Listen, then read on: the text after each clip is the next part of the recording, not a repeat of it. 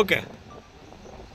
સિહોરની અંદરથી અમદાવાદ ને પાલિતાણા જે હાઈવે પસાર થાય છે ત્યાં જે ઘાંગળી ફાટક આવેલું છે એ ઘાંગળી ફાટક ઉપર ઓવરબ્રિજનું કામ સરકાર દ્વારા ચાલુ કરવામાં આવેલું હોય ત્યારે જાહેરનામું બહાર પાડી અને આ રેલવે ફાટક બંધ કરેલ છે. તેમજ નેસડા ફાટક ત્યાં અંડરબ્રિજ બનાવેલ છે. જે અંડરબ્રિજની અંદર ફક્ત 4 વ્હીલ વાહનો જ ચાલી શકે અને બાઇક ચાલી શકે એમ છે. જ્યારે ટ્રકોને ચલાવવા હોય તો જાહેરનામાની અંદર ઘાંગળી થઈ, નેસડા થઈ, અંગોલી ફાટકે થઈને સિહોર રિટર્ન આવવાનું. જ્યારે અમદાવાદ બાજુથી સરકારી જે બસો આવે છે એ લોકોને પણ રંગોલી સુધી જવું પડે.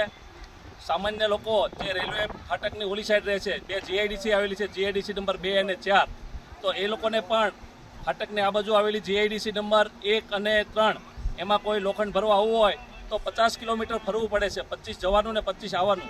તો લોકોની આવી હાલાકી થઈ છે. ત્યારે સાંસદ સભ્યશ્રીને પણ રજૂઆત કરી છે અને આવતીકાલે 11 તારીખે પ્રાંત અધિકારીએ સિહોર શહેરની તમામ સામાજિક સંસ્થાઓ, ચેમ્બર ઓફ કોમર્સ તેમજ રોલિંગ મિલ એસોસિએશન, ટ્રાન્સપોર્ટ એસોસિએશન, નગરપાલિકાના પ્રમુખ સહિત, તાલુકા પંચાયતના પ્રમુખ સહિત આજુબાજુના ગામડાના આગેવાનો દ્વારા એક અમે આવેદનપત્ર દેવાનું કાલે નક્કી કર્યું છે અને સંસદ સભ્યને પણ રજૂઆત કરી છે કે જ્યાં સુધી ઘાંગળી ઓવરબ્રિજનું કામ પૂર્ણ ન થાય ત્યાં સુધી નેસડાનું ફાટક ચાલુ રાખે અને લોકોને આજે હાલાકી પડે છે 25 થી 50 કિલોમીટર આવવા જવાનું ફરવાનું એ ન થાય એ માટે અમે આવતીકાલે રજૂઆત કરવાના છીએ.